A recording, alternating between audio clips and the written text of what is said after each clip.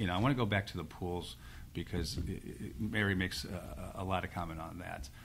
So looking over the body of work, let's look at our rec department, what we've done, because we've been a very pro-rec administration. I'm a rec family myself, but with rec, we have now online signups. Over 50% of our folks utilize that. So instead of having to come in on Saturday, because working families are busy, or in the evening to sign their kids up for soccer, for volleyball, for t-ball, they can now do that from the comforts of their own home, anytime, anywhere. We went to night baseball, our t-ball programs. We were still, unlike, even with the Cubs, they play night baseball at Wrigley Field. We were having half our games during the day, half at night. That was very difficult for working parents to come. So we've moved our t-ball, baseball programs to the evening so more parents can get there. What time in the evenings? After 5. So they stagger. So after 5. Some of the games were in the afternoon. So they're not necessarily under the lights. No, at twilight. So working parents can get there. We moved it to make it more efficient for them. We've added a movie night out for our rec department. We added tot t-ball. First year was for 3-4-year-olds. A lot to accommodate his son. They did a lot to accommodate his son playing baseball.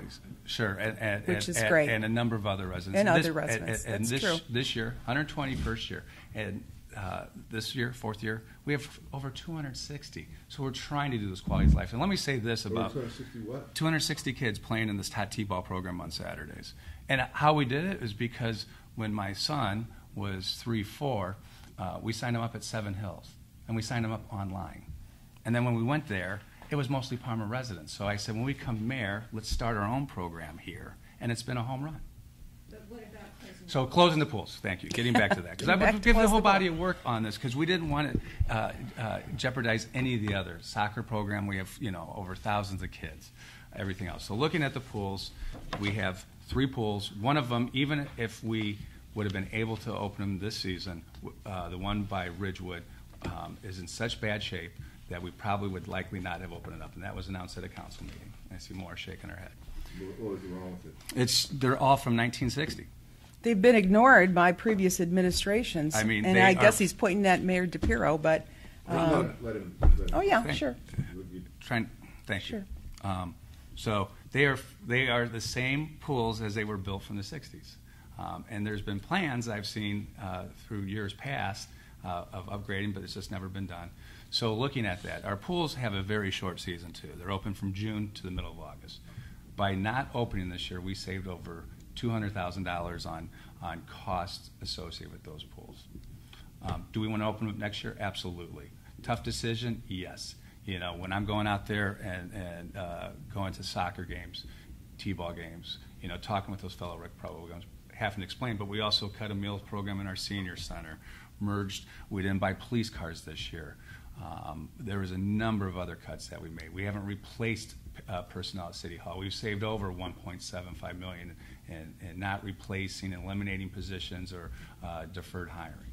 So we've made difficult decisions, tough decisions, decisions that need to be made.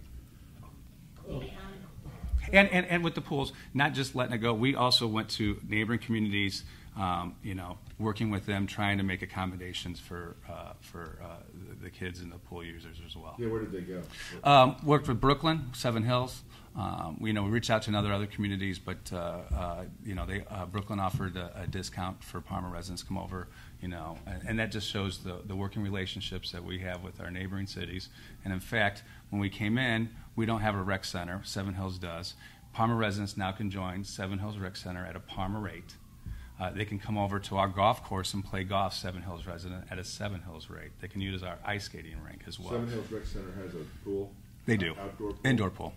But Brooklyn's is an outdoor pool? Both. Okay, and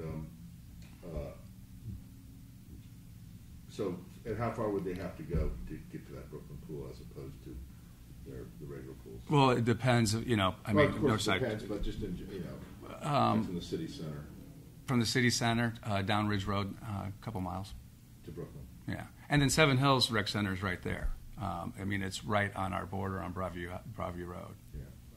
Just going back real quickly to the pools. Are you saying that if you're mayor again next year, that you won't close the pools? We want to get them open, absolutely. So you won't. You can say categorically, or yeah, I'll say categorically. We'll get them open, and every couple of years we look at, and I think it would be time a review. Our rec director comes before council, and this is done on a regular basis to look at our schedule of fees for our programs. And I think our baseball, volleyball are all competitive. So we look at surrounding communities, and again. The one by Ridgewood probably not be open, but we have some alternative ideas that we're working on right now. You got a lot of grief for closing those pools? It did, but it wasn't unexpected. But also looking at that body of work for $200,000, with the budget problems that we've had. What's your total budget in that? It's around 47. 47 million. Yeah. Looking at the short season, looking at the condition they are. And we're looking, on a new program for next year on another one. So, and we did try to find creative partners, out there, seeing someone could help with them, and it just didn't happen. The city closing city pools. The mayor could have kept one pool open. I'm telling you, the people were so outraged. My mom and dad had 9 children. That was the only thing we did in the summer was ride our bikes to the pool. And I've talked to others, my children too. Oh. I'm sorry. And but he's concentrating on baseball, concentrating on that entity, and the golf course. They concentrate on that. He's had his fundraisers at the golf course, and the golf course in Parma has lost money. City-owned golf course. City-owned golf course. What's that golf course called? Ridgewood. This pool thing is not what people want to do. He wants to talk about regionalism, sharing a pool in Seven Hills. I live in the northwest corner. Seven Hills Rec Center is about 5 miles from my house. I'm not going there. Can I just say something? Yeah. Can I, this? Well, just address the housing stock. Here you go. This is the housing stock. I know so many people that live by these closed pools, and this is what they saw this summer. No trespassing, pools closed, paint dripping down. This is what they saw. This is what they tell me about. This is not going to sell houses. Then you go on cleveland.com or you go on the city's website, and people talk about the reason this poor kid drowned in Parma was because of the pools, which wasn't true. But that's perception. Perception's reality. You know what? He talks about the pools only being a few months seasonal. So is the golf course, by the way. The golf course is seasonal, just as the pools are. Maybe a little bit longer season for golf, but they too, rain or shine, they kind of have the same season. And yet they support and keep on chunking the money in there. You're talking beginning of June to middle of August? Yes, beginning of June, After probably Memorial first week, Day. way after Memorial Day, about 2 weeks, and then beginning of August, middle of August, because of personnel as well. So And it's real short. It has gotten shorter under. But it's shorter because of the personnel, not because of the weather. Correct. The pool. The pool's gotten shorter. On it because of the cost of operating them, So personnel. it could be lengthened if you had the money. That's right. If we there is the money. had pools that would.